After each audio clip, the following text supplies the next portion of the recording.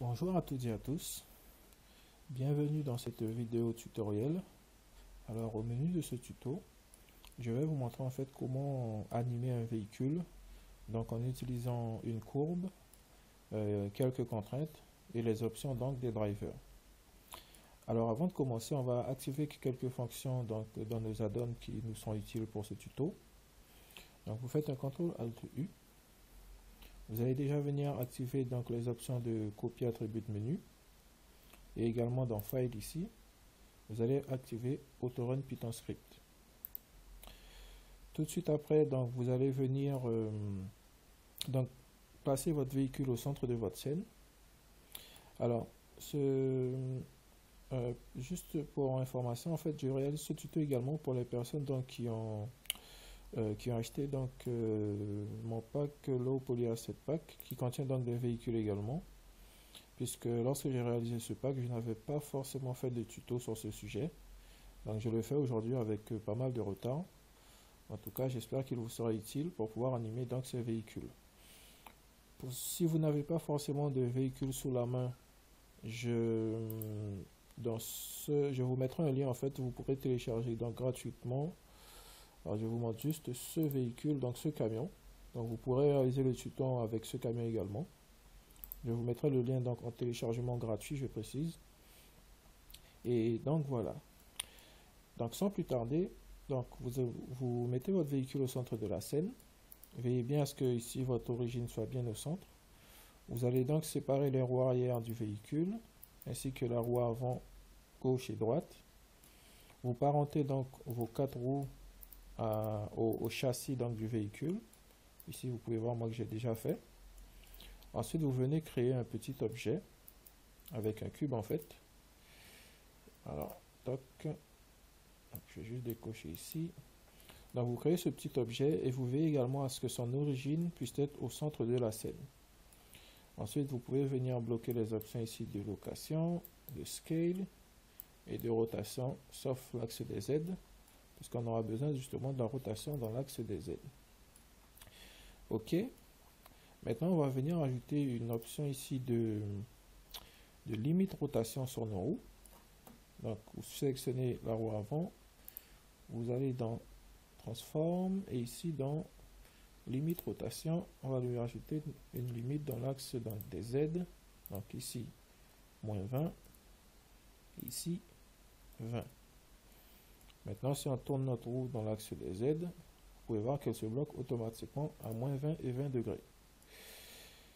OK, on va venir copier cette limite rotation donc sur cet objet.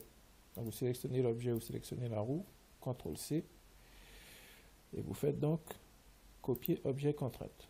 Et maintenant cet objet, si je fais rotation, vous voyez, il se bloque également automatiquement donc à moins 20 et 20 degrés. Maintenant à cet objet, donc à la roue, vous allez venir ajouter une nouvelle contrainte de, cette fois-ci, copie rotation. Et on va justement venir copier la rotation de cet objet. Donc, avec la pipette, vous piochez. Et maintenant, si cet objet tourne dans l'axe des Z, la roue va suivre automatiquement. OK. On va venir copier maintenant les options de cette roue. Donc, sélectionnez la roue de gauche ou de droite, ça dépend de la position. Donc CTRL-C et moi je vais faire copier, non pas modifieur, CTRL-C, copier selected constraint, donc vous sélectionnez les deux, copier et maintenant on vérifie, hop, voilà, nos deux roues suivent donc la rotation. Maintenant on va venir ajouter une option de follow path sur le châssis de notre véhicule. Hop, follow path. Ici, on voit que notre véhicule pointe dans l'axe des moins X, puisqu'ici on a l'axe des X. Le sens de la flèche c'est le plus, et le sens opposé c'est le moins. Donc ici on va passer en moins X. Ici Y, peut-être Z, non? Oui, Z. Encore je follow path, follow curve. Vous venez vous créer de votre côté une courbe. Alors moi je l'ai déjà fait, donc je vais juste venir envoyer cette courbe. Alors, je l'envoie sur le calque en question. Donc, vous créez une courbe avec quelques petites déformations pour qu'on puisse voir en fait, pour que vous puissiez voir après l'orientation des roues. Vous sélectionnez donc votre châssis avec la pipette. Vous allez piocher donc sur la courbe. Vous sélectionnez votre courbe. Dans les options de la courbe ici, vous montez la valeur donc de frame à 500, qui est donc la durée de notre animation. Et vous entrez également cette valeur ici dans N, dans la fin également de notre animation. Et ensuite, si vous faites maintenant un Alt A, donc vous pouvez voir que, alors moi je passe en vue caméra, vous pouvez voir que le véhicule en fait suit donc automatiquement la courbe.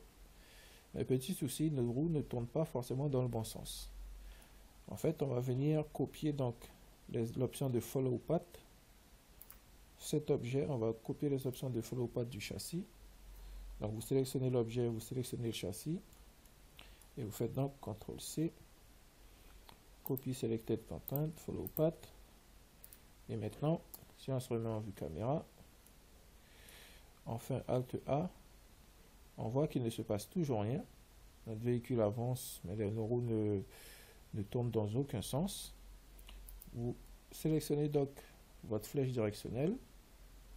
Dans l'option donc de Follow Path ici, vous allez augmenter l'offset pour que la flèche soit un peu plus en avant que les roues. Et maintenant, tout de suite, vous pouvez voir ce qui se passe, c'est que les roues suivent donc l'orientation de la flèche. Donc vous faites Alt A et vous voyez maintenant les roues suivent donc le sens de la courbe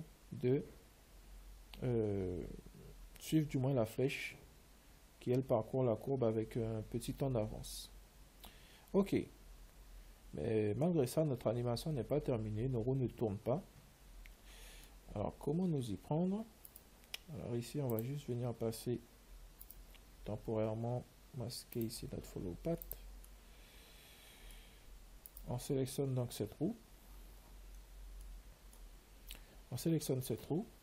Vous ouvrez vos panneaux ici.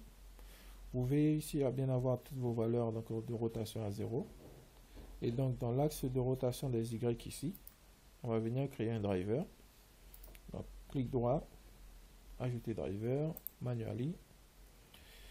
Vous ouvrez un nouveau panneau ici. Et on va venir chercher les Graph Editor, puis les drivers. Vous sélectionnez donc votre driver, vous faites N, et dans l'option des drivers, dans votre première variable ici, vous allez passer en Single Property, et ici tout de suite en Curve. Vous allez venir piocher donc sur la courbe, hop, et on sélectionne la courbe, puis vous passez dans les options de la courbe, et vous allez venir copier donc l'évaluation time dans un premier temps. Donc clic droit, copie data path. Vous sélectionnez de nouveau votre roue et vous venez donc CTRL V, coller cette valeur ici. Vous rajoutez de nouveau une variable. Ici, vous passez de nouveau en curve. Vous sélectionnez votre courbe. Et maintenant, vous sélectionnez la courbe et vous allez venir copier donc, clic droit ici, copie data path, donc les frames. Et vous venez les coller tout pareil. Donc ici, CTRL V. Pas de duration. Ok. Ici, donc, on va venir répéter cette variable ici. Donc, var. Veillez bien à ce que ce soit également en minuscule. Si vous mettez en majuscule, ça ne marchera pas. Dans vos modifieurs ici, vous allez venir créer un générateur. Et maintenant, si on se rapproche et qu'on fasse un Alt A, on voit que notre roue tourne. Mais elle tourne dans le mauvais sens et elle tourne beaucoup trop vite. Pour la faire tourner dans le bon sens, vous avez juste à inverser ici cette valeur, donc mettre un point 1, moins 1. Donc si je fais de nouveau un Alt A, voilà, elle tourne dans le bon sens, mais elle tourne toujours beaucoup trop vite. Donc on a juste à réduire la valeur ici. Donc je vais faire un moins 0.2. Et normalement, hop, voilà. Maintenant, elle tourne à une vitesse raisonnable. Donc, nous avons fini de créer notre driver pour la rotation de nos roues. Ce qui nous manque à faire, donc, c'est maintenant de venir copier ici. Donc, vous sélectionnez bien votre roue. Clic droit, vous copiez le driver. Et vous allez le coller donc sur les autres roues. Paste driver. Hop, paste driver. Ah, ok. Et maintenant, Alt A. Vous voyez, tous vos roues tournent. Et si vous affichez donc de nouveau les options de votre follow path, alors, hop, voilà, oui, ça c'était bon, hop, follow path, je me mets de nouveau en vue caméra, et je vais afficher en fait moi la petite scène que j'ai déjà créée, hop, et si je fais un Alt A, vous voyez, mon véhicule suit parfaitement la courbe, et également, donc le volant tourne dans le bon sens quand il va prendre un virage. Donc voilà pour ce qui est de la partie de l'animation donc de ce véhicule le long d'une courbe. Alors juste pour ceux qui ne connaissent pas forcément, si vous voulez que votre caméra suive le véhicule de cette façon, vous sélectionnez votre caméra et dans contrainte vous allez lui rajouter une contrainte, donc track to. Donc vous restez ici en workspace, vous passez ici en -Z et ici en Y. Alors, je peux fermer celui-là. Et vous allez venir piocher donc sur l'objet que vous voulez que la caméra suive. Hop. Et maintenant, si vous mettez en vue caméra, Alt A, votre caméra suit donc le véhicule dans tous ses déplacements. Ok, je vous remercie donc d'avoir suivi ce tuto. Dans un prochain tuto, je vous montrerai en fait comment avoir donc la traînée donc des traces de la roue du véhicule. Et moi je vous dis donc à très bientôt pour de prochains tutos. Allez, à ciao.